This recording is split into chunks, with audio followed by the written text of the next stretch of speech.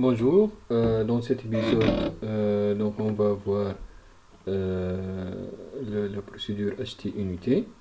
Donc il va s'occuper de l'achat euh, d'une unité.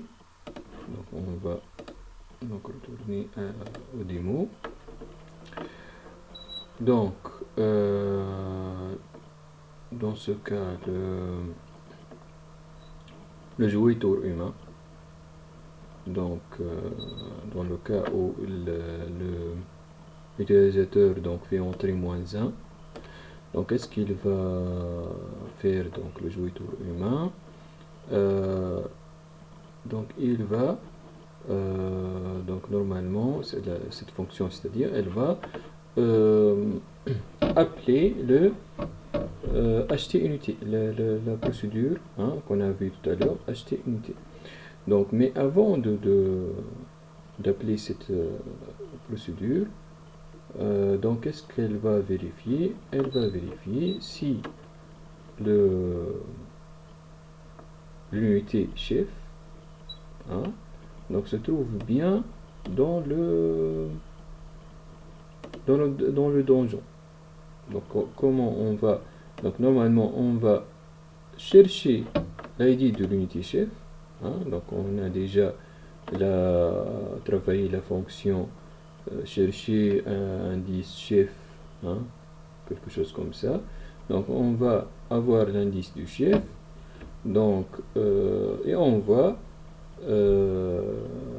voir donc si c'est-à-dire cette unité chef se trouve bien sur une donc on va prendre récupérer sa ligne et sa colonne. Donc on a le tableau unité joueur, c'est-à-dire la ligne de l'unité joueur correspondant à cette unité, donc à le champ ligne et colonne. Donc on va prendre cette ligne et colonne et on va dire carte de ligne et colonne. Est-ce que son ID type terrain égale à, est-ce qu'elle est égale euh, à la constante ID type terrain donjon ou non? Si on trouve que le ID terrain c'est 17, c'est-à-dire égal à ID type terrain donjon, donc c'est que cette unité chef donc, se trouve bien sur un donjon. Sinon, elle ne se trouve pas sur un donjon, on ne va pas appeler acheter unité. On va dire que votre unité ne se trouve pas dans un donjon. C'est ça. Donc si elle se trouve bien dans un donjon, on va appeler acheter unité, puisque l'utilisateur donc a fait entrer -1. Il veut acheter une unité. Donc on va prendre cette ligne colonne si dans le cas où l'unité chef est dans un c'est-à-dire l'unité chef c'est le 7. Donc lorsqu'on a pris la ligne colonne, on a trouvé que ce sont la ligne colonne aussi du donjon. Donc on va donc récupérer cette ligne colonne aussi pour les faire entrer en paramètres. Donc l'acheter unité donc requiert la ligne donjon et la colonne donjon. Ce sont les mêmes que ligne colonne de l'unité qui se trouve, qu'on a vérifié qu'elle se trouve sur le donjon, sur un donjon. C'est ça. Donc qu'est-ce qu'on va donc faire entrer aussi? On va faire entrer l'œil des joueurs. Le nombre unité magasin et le nombre joueurs, fiche type unité. Donc c'est nombre et donc qu'on va normalement c'est on est dans donc la fonction qui va appeler cette procédure acheter unité, c'est jouer tour humain. Donc elle dispose de toutes ces informations, tous ces tableaux. C'est ça. Donc on va les faire entrer. Maintenant acheter unité, comment elle va donc travailler? Donc on va voir sur le code. Donc on a entré -1. Donc il y a donc ici déjà on est dans afficher unité magasin. Afficher unité magasin, à chaque fois elle va afficher les informations de joueur humain. c'est le même affichage, donc on va appeler afficher joueur, hein, quelque chose comme ça. La même appelée dans la fiche carte jeu. Donc oui, on va appeler la fiche afficher unité magasin qu'on a affiché unité magasin un joueur qu'on a déjà vu dans une précédente vidéo. Oui, on va afficher à l'aide de printf un petit menu, hein, menu d'achat. On va dire que taper 1 pour acheter une nouvelle unité, 0 pour revenir au menu précédent, hein, c'est-à-dire on peut acheter plusieurs unités, hein, donc à chaque fois on va réafficher ce menu. Donc on est dans une grande boucle while, donc si on tape 0 on va revenir, c'est-à-dire on va terminer cette fonction acheter unité et on va revenir à jouer tour humain, hein, c'est ça. Donc on va sortir de cette grande boucle d'achat d'unités, hein, qui peut qui nous donne la possibilité d'acheter plusieurs unités. Donc on va sortir de cette boucle si on fait entrer 0 ici, hein. Donc ici on a entré 1 pour dire on veut acheter une unité, de nouvelles unités. Il nous dit entrer ligne colonne de la case que vous voulez placer l'unité. Donc toujours, donc c'est souvent le jeu original, on ne peut acheter une unité que si on a une case château vide. Dans le cas, si on est dans le cas où toutes ces cases de château, hein, donc marquées par ce losange, s'ils sont toutes remplies par des unités, donc on ne peut pas acheter, hein. Donc il faut à chaque fois donc désigner la ligne de colonne d'une case château vide. Donc lorsqu'il fait entrer une case,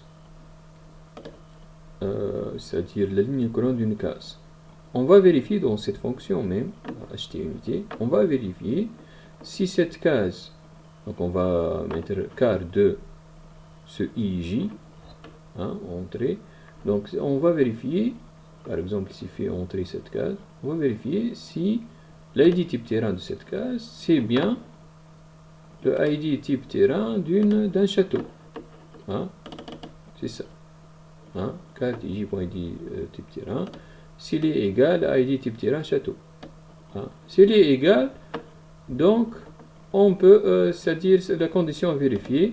Donc est-ce que c'est cette condition seulement qui va être vérifiée? Non, il faut vérifier d'autres c'est-à-dire conditions. Par exemple, il se peut que l'utilisateur donc fait entrer une case vide et c'est un château, mais dans un autre, c'est-à-dire emplacement, hein. Donc comment c'est-à-dire vérifier que la case château, c'est la case château qui est, c'est-à-dire qui appartient à ce groupement, hein. Donc normalement, qu'est-ce qu'on va faire, l'astuce qu'on va faire, on va vérifier que la case château donc ne s'éloigne pas de plus qu'un, par exemple, de 2 cases de donjon. C'est pourquoi on a entré les lignes et colonnes de donjon pour vérifier que la case château, hein, donc on va demander à l'utilisateur une case château vide pour acheter une unité, et que cette case château ne dépasse pas un éloignement, par exemple, de 2 cases du donjon. Généralement, si elle ne dépasse pas 2 cases, donc elle appartient à ce groupement de donjons, de châteaux, hein. On trouve que l'éloignement c'est 10 ou bien 20 ou bien, donc normalement elle va appartenir, donc cette case château, elle va appartenir à un autre c'est-à-dire groupement de châteaux, un autre château en général, hein. Donc qu'est-ce qu'on va faire? On va vérifier, on a dit que la carte IJ c'est l'ID type terrain, c'est ID type terrain château, et on va vérifier que ligne moins ligne, c'est-à-dire ce i moins ligne donjon, hein, donc ne dépasse pas le max éloignement. Donc on a déjà préparé une constante max éloignement château donjon. On a mis 2, hein, donc ligne moins ligne, donc le nouvel i moins ligne donjon doit être inférieur ou égal à max éloignement, hein, c'est ça. Le j moins colonne donjon, même chose, ça doit être inférieur. Donc on peut mettre la valeur absolue, hein. Donc i moins ligne donjon, apps, on peut utiliser le apps de la fonction apps de math.h, hein. On peut inclure le math.h, c'est ça. D'accord. Donc comme ça, si on a une case vide, elle a un éloignement, c'est-à-dire donc il ne passe pas le max éloignement, hein, le 2. Donc on va travailler sur le max éloignement. Donc on va accepter cette ligne colonne, hein. Donc sinon on va, donc c'est une boucle, donc on va lui dire toujours donc entrer une ligne colonne, hein. Donc oui, on a le message qui s'affiche: entrez le numéro de l'unité que vous voulez acheter. Donc on va choisir une unité qu'on veut acheter, hein, par exemple cette unité. Donc ici aussi on a une boucle, hein, de contrôle. Qu'est-ce qu'elle va vérifier? Elle va vérifier que cette unité se trouve bien donc dans la liste des unités magasin de ce joueur. Donc qu'est-ce qu'on va faire? Une boucle de while. Juste après le choix, on va chercher indice unité magasin, hein, on a déjà cette fonction. On va chercher l'indice. Si on a trouvé un indice d'une unité, donc c'est que cette ID unité donc se trouve bien dans le tableau, donc c'est bon. Sinon, si chercher un indice nous retourne -1, hein, par exemple l'utilisateur a entré l'ID unité 100, donc chercher un indice va retourner -1, il n'a pas trouvé cet indice. Donc on va comprendre que on va reboucler dans le while, hein, si la valeur retournée c'est -1, on va reboucler, lui dire entrer un numéro valide, c'est-à-dire entrer le numéro de l'unité. Encore une autre fois, juste il faut, on peut répéter juste ce message pour dire que entrer un numéro d'unité, hein, un autre numéro d'unité. Autre chose à vérifier, il faut vérifier que le numéro d'unité entrée, c'est-à-dire il s'agit bien d'une unité donc qui se trouve dans le tableau, et il se peut que le joueur fait entrer, ou bien l'utilisateur fait entrer un numéro d'unité qui est qui figure dans le tableau, c'est-à-dire l'unité magasin, mais dont normalement ils n'apparaissent pas ici dans les ID unités magasin de l'ennemi, hein. Donc on va trouver, hein, par exemple si fait entrer ID unité par exemple 5 ou 6, donc cette ID unité va être trouvée, mais normalement ce ne sont pas des unités de ce joueur.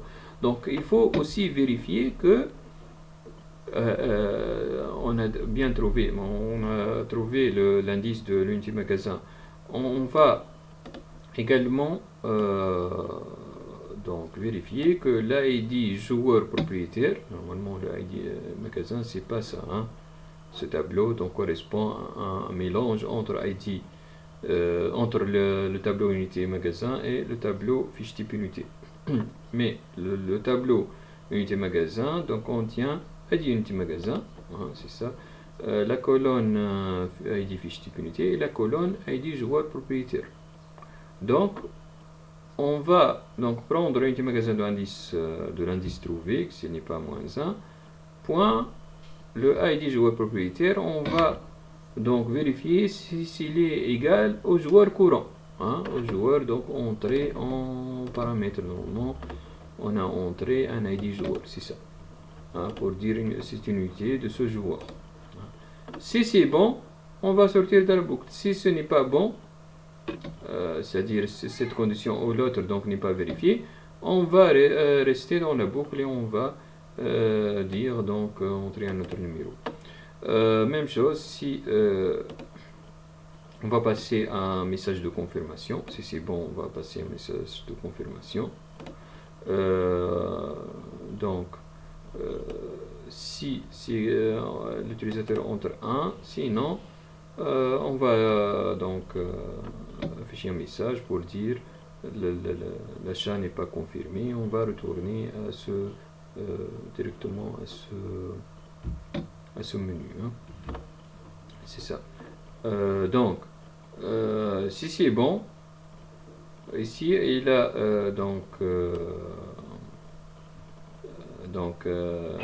affiché un message achat effectué avec succès. Mais avant d'écrire ce message, normalement il y a des étapes à faire. Donc qu'est-ce qu'on a fait avant ce message?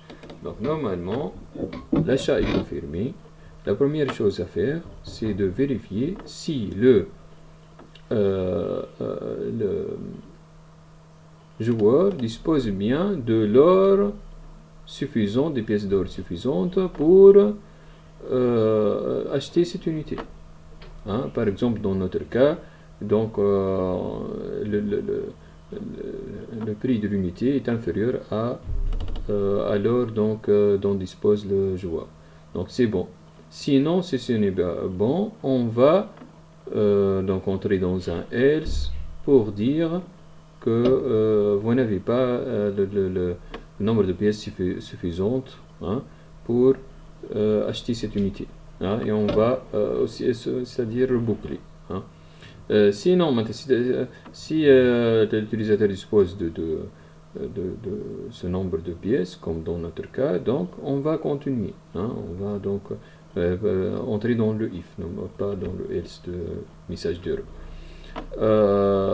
Autre chose, si le nombre de pièces donc est suffisant, qu'est-ce qu'on va faire? On va normalement chercher une case pour mettre, c'est-à-dire comme dans ce cas, on a cherché une case, une nouvelle case dans l'unité joueur pour mettre c'est-à-dire cette unité. Comment chercher cette case? On peut donc utiliser chercher unité joueur et on va faire entrer donc chercher unité joueur, chercher unité ou bien chercher indice unité joueur, c'est ça. On va entrer comme ID unité 0 pour dire je vais chercher une ligne ou bien une case qui contient un ID unité 0, c'est-à-dire une case vide. L'ID joueur c'est 0 aussi, hein, puisque s'il y a une case vide, donc l'ID unité c'est 0, l'ID joueur 0, le actif 0. Si on trouve une case qui a donc ces trois champs à 0, donc il s'agit bien d'une case vide, hein, où on peut placer notre unité. Si par exemple le tableau est rempli, c'est-à-dire toutes les cases ont des ID unités différentes 0, c'est-à-dire on a acheté plusieurs unités, l'ennemi aussi plusieurs unités, et tous les emplacements sont déjà épuisés, c'est-à-dire ils sont remplis. Donc il ne va pas trouver, donc chercher indice ne va pas trouver un ID unité 0, donc il va retourner -1. Si on trouve que le chercher indice unité joueur avec les 3 0, il a retourné -1, on va comprendre que tout le tableau est rempli. On va afficher à l'utilisateur, on va entrer dans un else, hein, le if c'est on a trouvé, le else c'est on n'a pas trouvé. On va retourner à l'utilisateur un message d'erreur, c'est-à-dire printf, le nombre maximal d'achat d'unités, ou bien le nombre maximal d'unités est atteint. Hein? C'est ça. Qu'est-ce qu'on a à faire d'autre? Si maintenant si on entre dans le if, non pas dans le else, non pas dans le messager, c'est-à-dire on a trouvé un indice d'une ligne vide. Qu'est-ce qu'on va faire? Hein? On va donc la remplir par c'est-à-dire une unité. Hein? Est-ce qu'on n'a pas d'autres vérifications à faire? Normalement, c'est ça. Hein? Donc, on va, qu'est-ce qu'on va faire? On va appeler la fonction qu'on a vue précédemment. Il y a la fonction qu'on a récemment vue. On va appeler la fonction initialiser nouvelle unité joueur. On va lui donner cet indice unité joueur qu'on vient de trouver, hein, de la case vide. On va lui donner un indice fiche type unité. Donc normalement, juste avant d'appeler cette fonction, on va chercher le indice fiche type unité. On va lui donner le ID fiche type unité qu'on a pris de la ligne de l'unité magasin. On a dit que s'il fait entrer ici, il a fait entrer 2. Donc on a fait le chercher unité magasin, on l'a trouvé, on a tout vérifié. Donc l'indice unité magasin, donc unité magasin entre crochets indice unité magasin point. Normalement il y a le ID fiche type unité. Donc on va prendre ce ID fiche type unité et on va chercher l'indice de fiche type unité correspondant à ce ID. Ce indice, on va le faire entrer à initialiser une nouvelle unité joueur. ID joueur, vous le connaissez. Ligne colonne, ce sont le IJ qu'elle vient d'entrer. Hein, c'est valeur. Qu'est-ce qu'il y a d'autre? Les tableaux, on va juste faire entrer les tableaux unité joueur et fiche type unité. Donc c'est ça, on a déjà appelé initialiser nouvelle unité joueur. Après cet appel, on aura une ligne bien initialisée comme celle-là. Qu'est-ce qu'on va faire d'autre? Donc normalement, on va aussi mettre dans carte ij.id unité, on va mettre id unité. Hein? Donc id unité, on va retourner un indice de cette ligne, point id unité, c'est ça. On va le mettre dans carte ij de id unité. Le joueur, même chose. Hein? Donc normalement, on va mettre donc ici on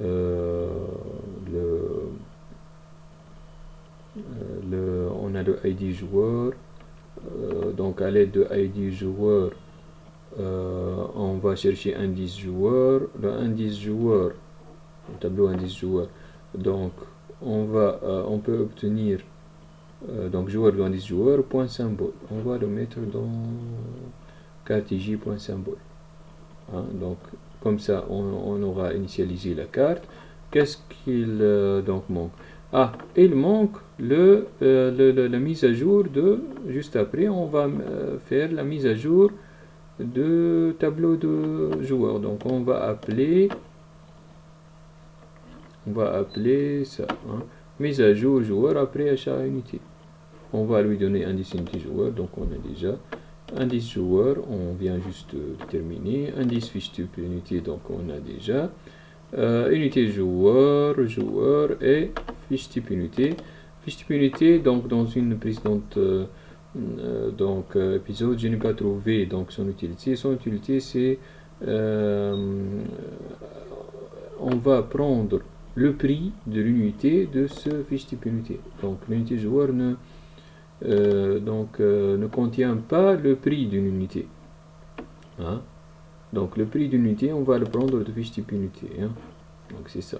C'est pourquoi on a fait entrer donc ce fiche type unité dans mise à jour après achat unité. Hein?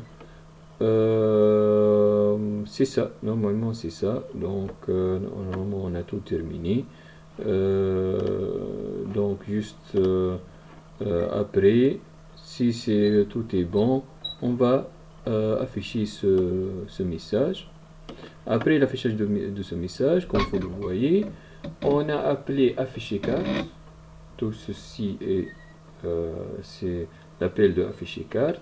Juste après afficher carte, on a rebouclé pour avoir cet affichage. On a dit donc au début de la boucle, on a vu que affichage joueur, affichage unité magasin et le menu encore une autre fois. Et comme ça, quand on sort de cette boucle avec le 0, hein, donc on se trouvera juste après afficher dans le jouer tour humain. Le jouer tour humain juste après le achat unité. Donc qu'est-ce que acheter unité? Il va juste, c'est-à-dire appeler le afficher carte, hein, pour avoir la nouvelle carte, hein, si on a acheté quelques unités, etc. Et on va retourner à notre boucle classique de jouer tour humain. C'est ça.